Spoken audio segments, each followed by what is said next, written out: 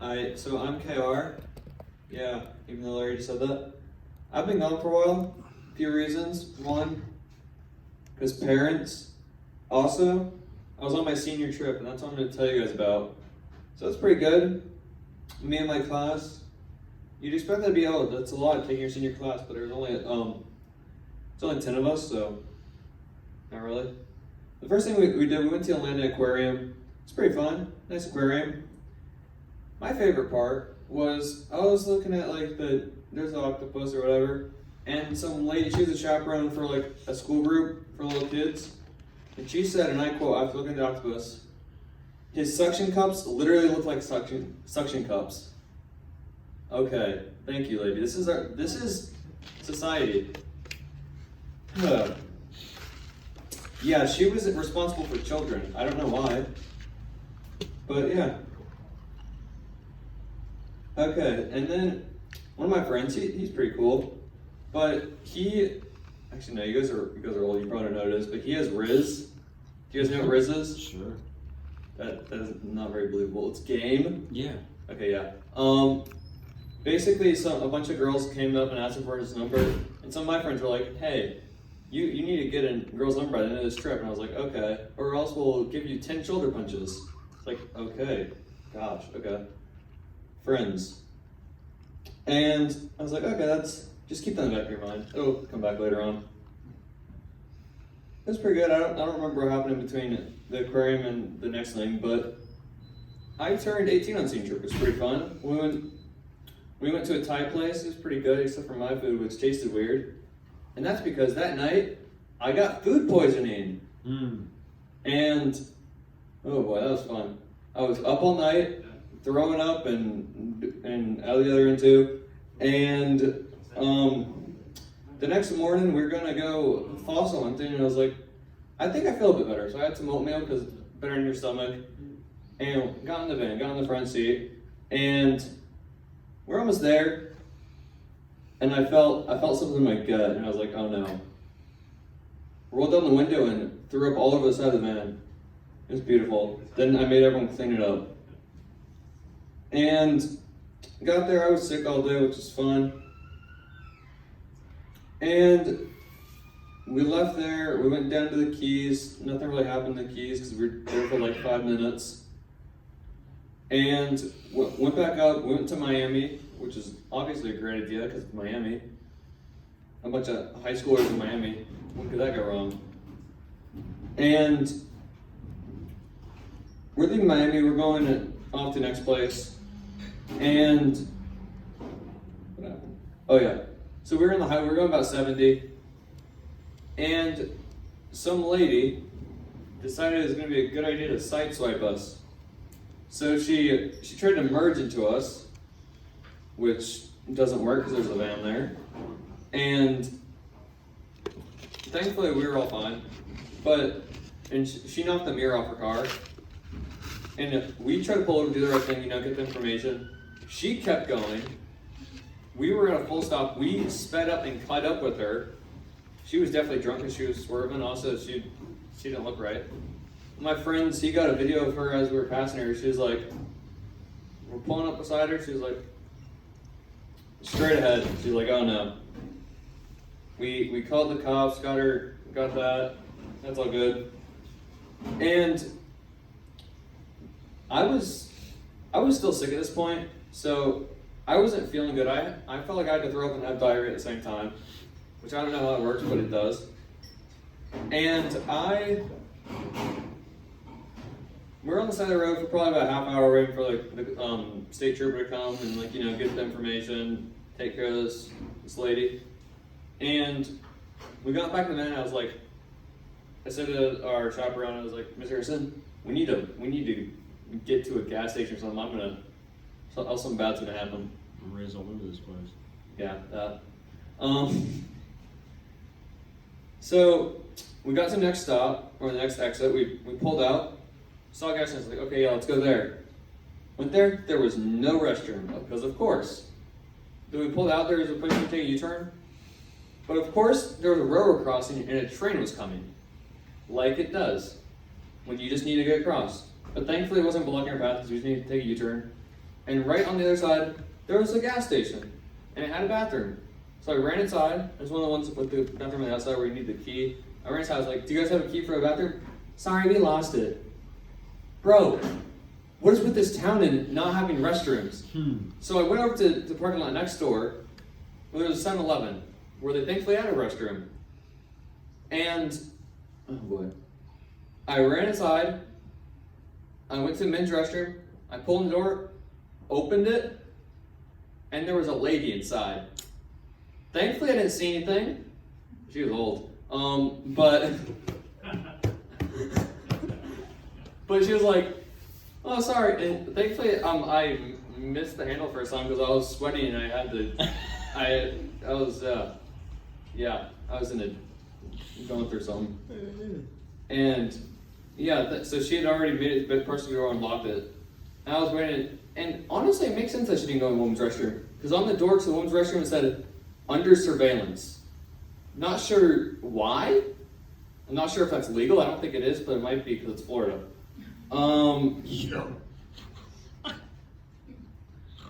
But she got out. She was like, "Oh, I'm so sorry. I thought it locked automatically." Which, first of all, most bathrooms don't. Also, it's some sketchy 7-Eleven. Why would I have an automatically locking door? But yeah, crazies. But yeah, I recovered. That was fun. Oh, what else did I have? I can read. Oh yeah. Okay, so yeah, that was a big thing. That was definitely an event. Then later we went to Ron John's. There's a Ron John's in Florida. It's like the biggest surf shop in America. I'm not sure what a surf shop is, but it just had a lot of stuff. But I was looking around trying to get something to like make myself cooler. Cause like in my head I was saying, I want anything that will make myself even a 0.5% cooler. And then at that moment I realized I was a lost cause because I'd used both fractions and percentages in the same thought. So yeah, that's when I gave up. Then after that, we went to the final spot, which is St. Augustine, which is a really beautiful town. It reminded me a lot of Europe, even though I've never been there. And it just had the European vibe, you know? Old, broken, sketchy. Now, but this is where the thing about me, because this was like our last day. So I had to get a girl's number here, or else I was gonna get punched. And frankly, I didn't want that, because I'm smart. And so I was like, okay. Well, I had this in the back of my mind the whole trip, but I was also just kind of like, I don't really want to do it because this is gonna be weird. But I saw a cute girl, and I was like, okay, I'm gonna walk over there and ask her for a number. So I walked over there, I was like, "Hey, you look really beautiful. Can I have your number?" She's like, "Oh, it's really sweet, but I'm actually engaged." My gosh, I might regret saying this because my parents watch these, so, oh well. But yeah, that was fun. I'm not sure if I really underestimated her age, or if she got engaged really young. But yeah, that was fun. I think she was 19. I hope she was 19. I don't know. Might have just like asked a 25-year-old for a number, but oh well. That's really all that happened. So yeah. Actually, wait. You guys want to hear? Wait, I'm the only one. Do we have time for more? For sure. For a long story? You got a minute. Why? There's no one else after me. It's me. It's me. Go ahead. You can eat it up. Go ahead. Please. All right. So I've got it's a very long, convoluted story. It's not mine, but you ever heard the story of the red banana? No. It's not like that. But so there's this guy. He's a train conductor. He wasn't very good at his job. You good back there? He wasn't very good at his job. He was driving his train one day, and he hit someone and he killed him. And he was arrested, of course. And they're like, "Sir, you get the death sentence because you killed someone, but you get a request for your last meal." He was like, "I would like a red banana, but they only are in Africa this time of year." So they gathered a squad of like 25 people, and they sent them to Africa to go get the red banana. And they saw it hanging from a tree, middle of a grove, and they went out to grab it, and suddenly a bunch of gorillas jumped down and killed all of them except for one who managed to escape with the red banana. And they brought it back to him, and you're like, here you go, we lost a bunch of good men, hope you enjoyed it. He's like, this is exactly what I want.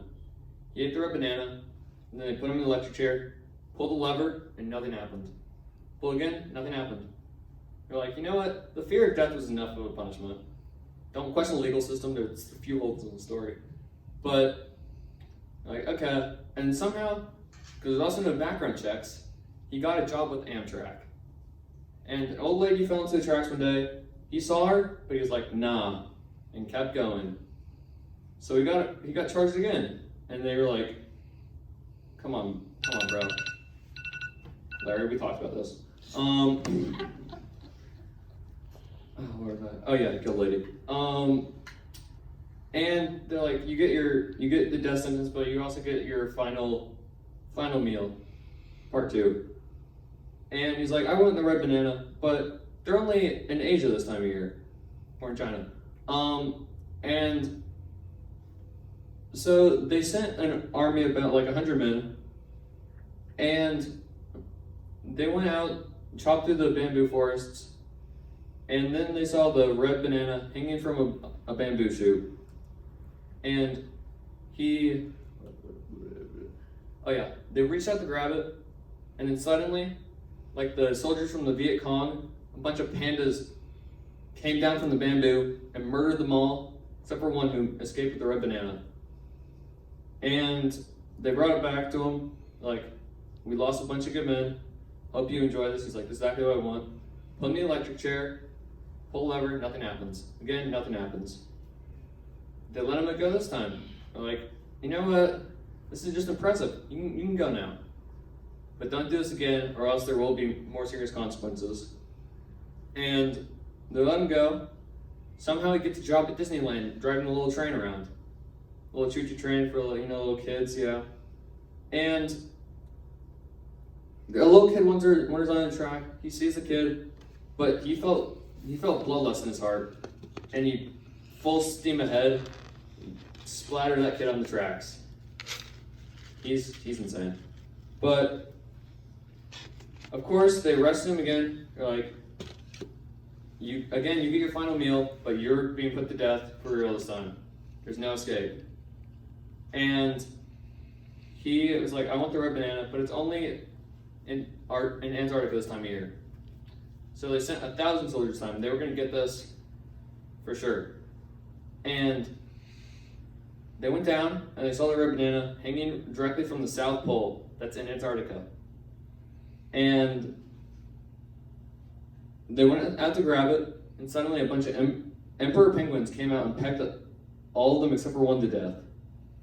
And the one guy, he escaped barely, and he brought it back, the red banana, to the man. And he said, I really hope this is what you wanted, because we lost 999 good men today.